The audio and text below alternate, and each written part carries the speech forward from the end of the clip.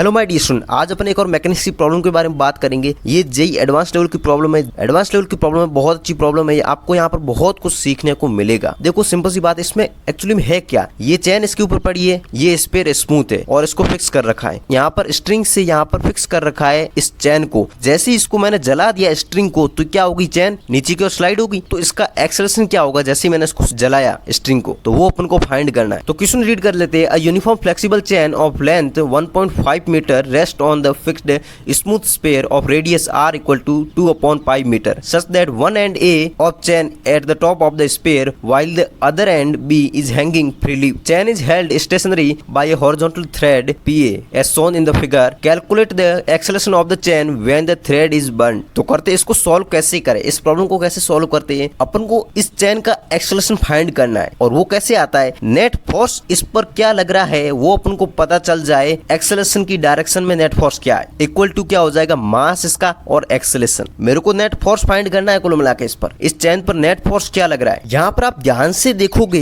तो एक्चुअली यहाँ पर ये जो चैन है ना, इसको रोका किसने, ये स्ट्रिंग में जो टेंशन है ना, इसी ने इस चैन को यहाँ पर होल्ड कर रखा है, रोक कर रखा है। ये तो आपको समझ में आती है ये चीज। अब आप बोलोगे सर यहाँ पर नॉर्मल भी तो लग रहा है, उसने भी तो रोक के रखा है ना। लेकिन यहाँ पर जो नॉर्मल लग रहा है ना, ये परपेंडिकुलर इस तरह से आएगा। चैन का मोशन किस डायरेक्शन में हो रहा है, मोशन कुछ इस तरह से होगा। यदि इस पार्टिकल की बात करूं तो मोशन इस डायरेक्शन में होगा, एक्सेलरेशन ए मान लेते हैं। तो मोशन देखो इस डायरेक्शन में हो रहा है, लेकिन ये नॉर्मल फोर्स जस्ट इसके परपेंडिकुलर है। तो परपेंडिकुलर फोर्स इस चैन की मोशन को इफेक्ट नहीं कर पाएगा, इसलिए ये मेरा नॉर्मल कुछ भी काम का नहीं है। अर्थात ये चैन को एक्सेलरेट नहीं करवा सकता। जैसे मान लो एक ये ब्लॉक है, इस पर मैंने हॉरिजॉन्टल फोर्स लगाया एफ और इसका वेट नीचे की ओर लगेगा कैपिटल mg, राइट है, इसमें कोई इश्यू नहीं है। नॉर्मल अपवर्ड में लगेगा, तो मैंने फोर्स किस डायरेक्शन में लगाया, हॉरिजॉन्टल में एफ लगाया। तो यहाँ पर क्या हुआ, कौन सा फोर्स है जो उसको एक्सेलरेट कर पाएगा, यही तो फोर्स है एफ। तो यहाँ पर नॉर्मल और mg का कोई रोल नहीं होगा, इसलिए मैं यहाँ पर केवल इक्वेशन होगा net force equal to mass into acceleration. इसलिए यहाँ पर भी यही कंसेप्ट अप्लाई हो रहा है, ये नॉर्मल का कोई यहाँ पर रोल नहीं है। तो अपन को क्या करना है, नेट इसका एक्सेलरेशन जिस डायरेक्शन में है ना चैन का इस तरह से, तो उसी डायरेक्शन में इस पर नेट फोर्स क्या लग रहा है वो अपन को फाइंड करना है। अब देखो ये जो चैन थी ना, इसको मैंने यहाँ पर ऐसे ड्रॉ कर दिया और यहाँ पर इसमें क्या किया, मैंने चैन के ये वाले पार्ट को हटा दिया, क्योंकि ये वाली चैन फ्रीली हैंग हो रखी है। देखो इस तरह से हैंग हो रखी है, ये स्पेयर के कांटेक्ट में नहीं है। इसका मतलब यहाँ पर मैं ये बोल सकता हूँ कि ये वाला चैन का जो पार्ट है ना, केवल ये वाला पार्ट, इसका तो सीधा वेट लगेगा नीचे की और mg। इसका मास क्या है वो अपन फाइंड कर ले, मान लेते m1 है, राइट है। m1 कैसे आएगा, अब मेरे को पता है चैन की टोटल लेंथ क्या है, यहाँ पर 1.5 मीटर क्वेश्चन में गिवन है ये डाटा। देखो ये चैन है, तो चैन का मास एक लेंथ में डिस्ट्रीब्यूट हो रखा है। तो सिंपल सी बात है, यहाँ पर मास डेंसिटी क्या होगी, यहाँ पर सिंपल सी बात है, लैम्डा इक्वल टू m/l हो जाएगा। ये क्यों हो रहा है, क्योंकि मेरे को पता है यहाँ पर ये जो मास है ना l लेंथ में डिस्ट्रीब्यूट हो रखा है, तो पर यूनिट लेंथ मास क्या है, m/l हो जाएगा, जिसको अपन लैम्डा बोलते हैं। तो यहाँ पर अपना क्या आ जाएगा, लेंथ 1.5 गिवन है, तो ये आ जाएगा m/1.5, ये लैम्डा की वैल्यू आ गई। तो सिंपल सी बात है, मेरे को ये फाइंड करना है, तो ये लेंथ कितनी है वो अपन फाइंड कर लेते हैं। ये जो चैन लटकी हुई है ना, इसकी लेंथ फाइंड करनी है। तो सिंपल सी बात है, यहाँ पर मैं ये वाली लेंथ फाइंड कर लूँ ना, यहाँ तक ये वाली लेंथ क्या है, तो 1.5 में से ये वाली सब्ट्रैक्ट कर दूंगा, तो मेरे पास ये बची हुई आ जाएगी। तो ये वाली कैसे फाइंड कर सकता हूँ, मेरे को पता है, सिंपल सी है क्या, ये इस स्फीयर के ऊपर पड़ी है, मतलब एक सर्कल के ऊपर पड़ी है ना ये। अब ये क्या है, एक तरह से चाप ही तो है। तो मेरे को पता है यहाँ पर L बराबर क्या होता, आर थीटा होता। चाप इक्वल टू त्रिज्या इंटू कोण, ठीक है। तो चाप L मेरे को फाइंड करना है, चाप L मेरे को फाइंड करना है। रेडियस क्या है यहाँ पर, R 2/पाई, और यहाँ पर थीटा एंगल कितना बना रहा है, ये वाला एंगल π/2 बन रहा है ना। देखो ये 90 डिग्री एंगल बन रहा है, तो यहाँ पर सिंपली हो जाएगा π/2, राइट है। इसको कैलकुलेट करोगे यहाँ पर आ जाएगा 1 मीटर। मेरे पास ये लेंथ आ गई, ये वाली 1 मीटर आ रही है, तो ये वाला कितना हो जाएगा, 1.5 है ना, उसमें से माइनस कर दिया 1। सिंपल सी बात है, यहाँ पर 0.5 आ गया, तो ये लेंथ मेरे पास आ गई 0.5 मीटर। तो अब लैम्डा इंटू एल कर दिया, lambda per unit length mass multiply ये लेंथ कितनी है, तो मेरे पास यहाँ पर मास आ गया इस चैन का, ये जो चैन का टुकड़ा था इसका मास आ गया 0.5 इंटू लैम्डा। अब सिंपल सी बात है, ये फ्रीली लटका हुआ है, तो इसका सीधा वेट लगेगा डाउनवर्ड में, जो कि mg, मास इसका 0.5 लैम्डा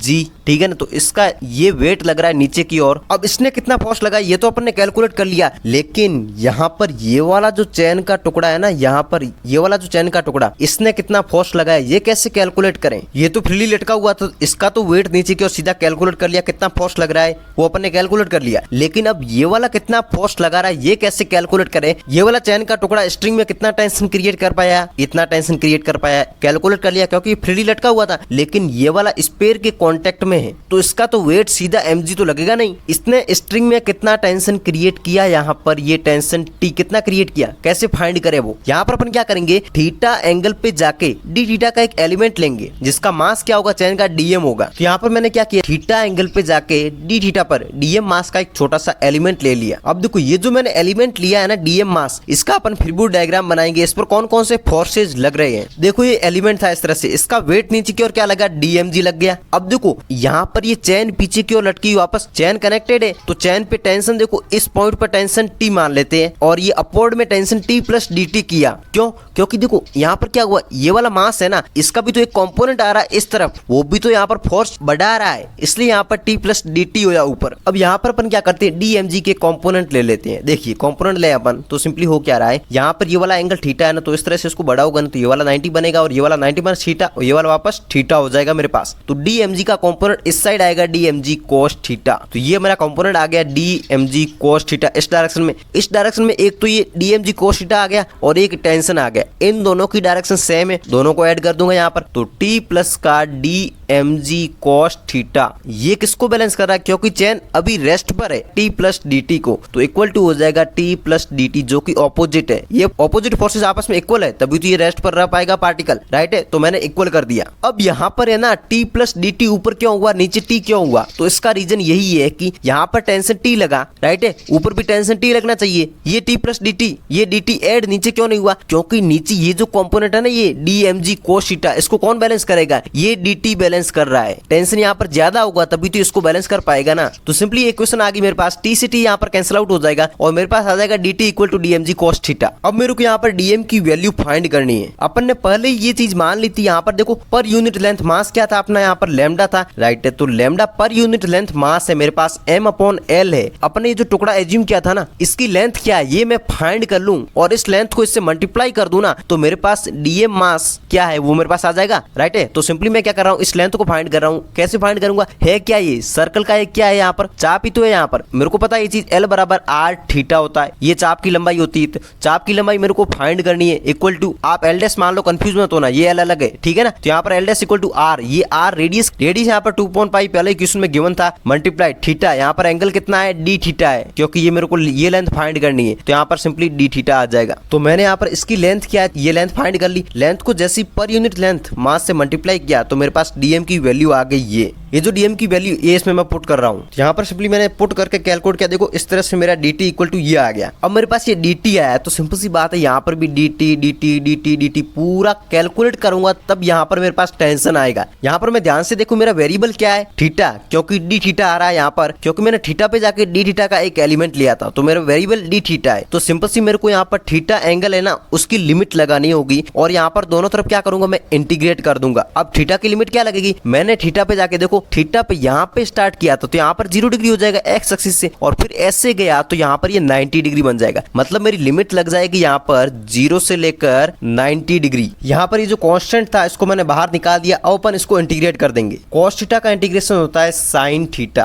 तो यहाँ पर लिमिट लगी हुई 0 से 90 डिग्री। यहाँ पर कैलकुलेट कर लेते इसको अपन। यहाँ पर मैंने इंटीग्रेट कर दिया, लैम्डा की वैल्यू अपन ने पुट कर दी, यहाँ पर m अपॉन 1.5 था अपना, ठीक है। तो यहाँ पर टेंशन t की वैल्यू आ गई। यहाँ पर ये जो टेंशन आया ना, ये टेंशन केवल ये जो स्ट्रिंग है ना यहाँ तक स्ट्रिंग है ना, इसके कारण टेंशन कितना लगा स्ट्रिंग में वो आया अभी तक यहाँ पर। लेकिन ये तो वेट अपन ने पहले फाइंड कर लिया था, इसने कितना फोर्स लगाया था, इसका वेट सीधा mg आ जाएगा नीचे की ओर, वो अपन ने फाइंड कर लिया था। अब इसका वेट नीचे की ओर एक्सेलरेशन की डायरेक्शन में, क्योंकि सिंपल सी बात जैसे इसको मैं बर्न करूंगा ना थ्रेड को, तो सिंपली ये नीचे की ओर एक्सेलरेट होगी, तो इसका वेट नीचे की ओर लग रहा है। और ये भी पूरा अपन ने जो टेंशन फाइंड किया था ना, ये टेंशन इस डायरेक्शन में इसको रोक के रखा है, लेकिन है तो कुल मिला के क्या है, इसका वेट ही तो है, इसके कंपोनेंट ही तो लिया अपन ने। तो कुल मिला के इस चैन पर फोर्स तो नीचे की ओर लग रहा ना, तो दोनों फोर्स की डायरेक्शन क्या है, डाउनवर्ड में। तो दोनों को मैं ऐड कर दूंगा तो नेट फोर्स आ जाएगा चैन पर। अब नेट फोर्स इस पर क्या है, ये जो चैन का टुकड़ा इसका वेट नीचे की ओर, यहाँ पर इस चैन के कारण यहाँ पर वेट कितना लगा, लैम्डा 0.5 इंटू जी। तो ये वाला मैं टेंशन में ऐड कर दूं, नेट फोर्स आ जाएगा